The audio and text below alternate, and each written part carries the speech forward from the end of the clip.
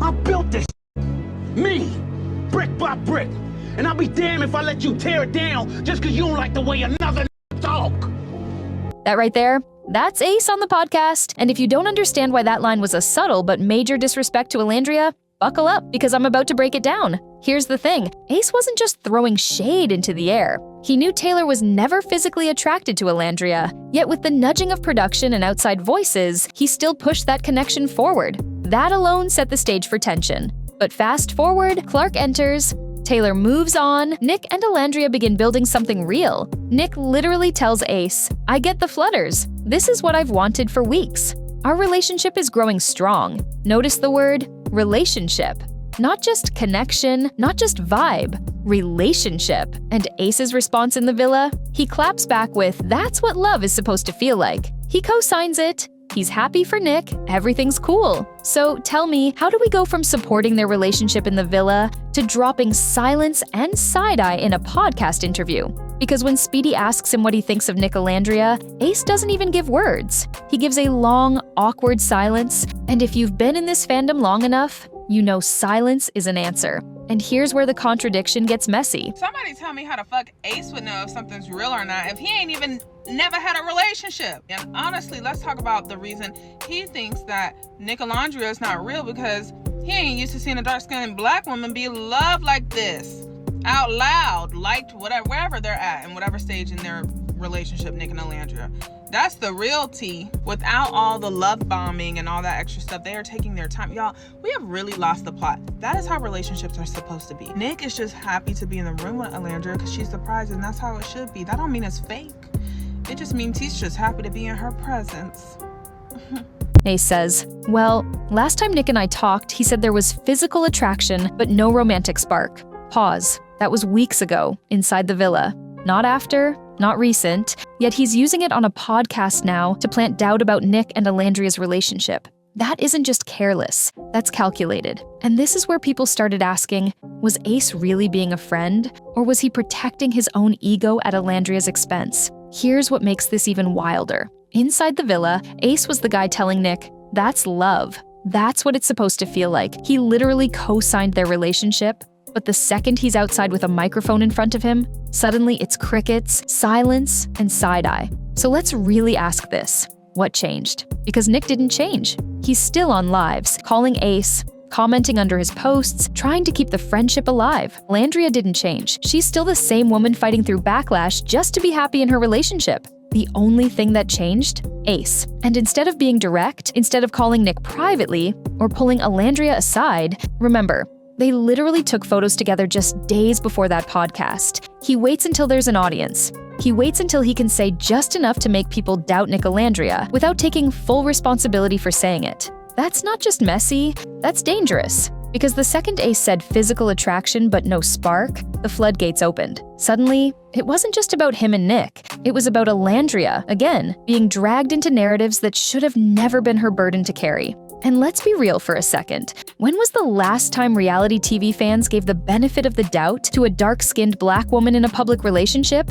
Exactly. They don't. Which means Ace's little moment of silence as an answer wasn't harmless. It had ripple effects. So here's the real question. Was Ace being thoughtless, or was he being strategic? Was this a friend speaking his truth, or was this someone prioritizing ego over loyalty? Before we dive deeper, hit that subscribe button. Because while everyone else plays safe with reunion sound bites, this channel breaks down the real uncut tea. And if you've been here long enough, you know we don't hold back. Here's where the whole situation takes a sharp turn. It's one thing to feel some type of way about Nic. That's fair. Friendships get complicated, especially under the pressure cooker of reality TV. But what Ace did on that podcast went way beyond a personal grievance. Think about it. Instead of keeping it between him and Nic, or even addressing it like a grown man face to face, he goes public. And not just public, but calculated public. Dropping silence, letting the audience fill in the blanks, and then slipping in, "Last time we spoke, Nic said it was physical, but not romantic."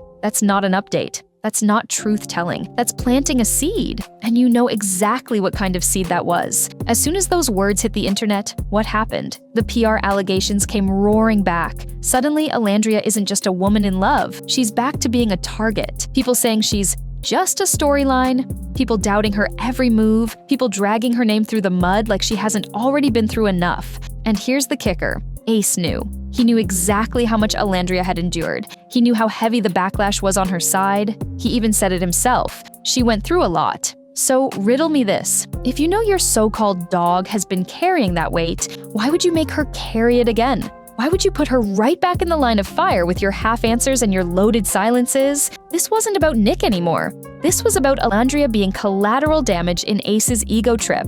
And that's the turning point right there. Because from this moment forward, it's not just questionable friendship behavior, it's straight up disrespect. The irony, if Ace had just kept it real and said, "Look, Nic and I aren't as close anymore. I don't know much about his relationship, but I wish them well," none of this drama would exist. No podcast backlash, no PR rumors resurfacing, no fans side-eyeing Nic Olandria all over again. But instead, he chose the messy route, the public route, the let me keep it vague but shady route. And Olandria, the person he claimed was his dog, took the hardest hit. So now we have to ask the question Ace refuses to answer. Was this really about friendship? Or was this about control? Was this about loyalty? Or was it about pride? Okay, y'all gonna be really mad at me with this post, but I just came on here to say thank you to Ace. As a Nic Olandrian, I thank you. Because ever since your interview came out, we have been getting whole meals from Nic Olandria, okay? We went from Olandria talking about, oh, I don't want to give too much, we want to be private. Watch the show if you want to see her PDA. Like, oh. And nothing, getting nothing, to folks getting fed mac and cheese on camera. Posts talking about, can I do a food review? Kissy faces. She's calling him baby. Okay, there wasn't none of that before Ace's interview. They were trying to control it. They were trying to control it and keep it private. Now, we getting all the meals. Thank you, Ace. Ace still directing and helping folks with their relationship outside of the villa too, y'all. Just wanted to thank you, Ace. And if you watch closely, you can actually see how Olandria responded. The subtle "child anyways" post right after the podcast dropped, that wasn't random. That was a woman saying, "I see the games and I refuse to play along." When you strip away all the noise, here's what we're really left with. Ace's silence didn't just speak volumes about his friendship with Nic, it told us everything about how little he considered Olandria's position. Think about it. She's already been forced to defend her relationship from day one. She doesn't really like him. He's still hung up on Sierra. They're just friends. They're a PR stunt. The goalpost keeps moving, over and over again. And just when Nic Olandria proves the doubters wrong, just when they finally start giving us glimpses of genuine joy, Ace comes in with the one comment guaranteed to reignite all the same tired narratives. And here's what cuts the deepest. It didn't have to be this way. Ace had every opportunity to handle this privately. He could have picked up the phone. He could have pulled Nic aside at the reunion. He could have had a quiet word with Olandria, the woman he once called his dog.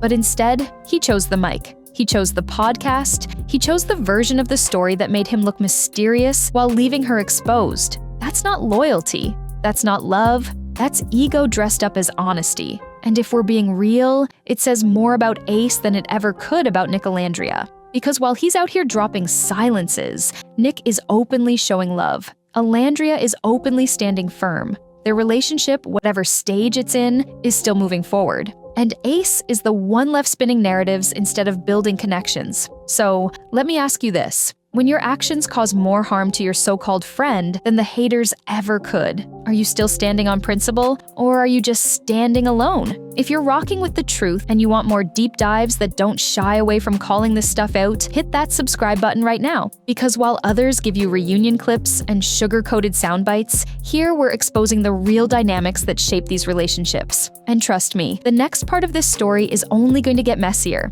At the end of the day, this whole situation isn't about who said what on a podcast. It's about trust, loyalty, and how easily those words crumble when ego takes the wheel. Because, let's be honest, friendships built inside a villa don't always survive the outside world. The spotlight gets brighter, the stakes get higher, and suddenly, silence can hurt more than words. Ace's pause might have felt subtle to him, but to Olandria, it was a reminder that even people you consider friends can become part of the noise instead of your shield against it. And here's the real takeaway. Nic and Olandria don't need to prove themselves to anyone. The smiles, the subtle posts, the little moments of joy, those are louder than any podcast shade will ever be. Love doesn't always have to shout. Sometimes it just has to stay steady, even when the world tries to shake it. So maybe the question we should all be asking isn't, are they real? But why are so many people invested in tearing them down when the evidence of happiness is right in front of us? If you believe in giving love the benefit of the doubt, make sure you hit that subscribe button right now. And here's the deal. If you subscribe today, you might just see your name featured in our next shoutout wall. Because this channel isn't just about spilling tea, it's about building a community that uplifts, not tears down.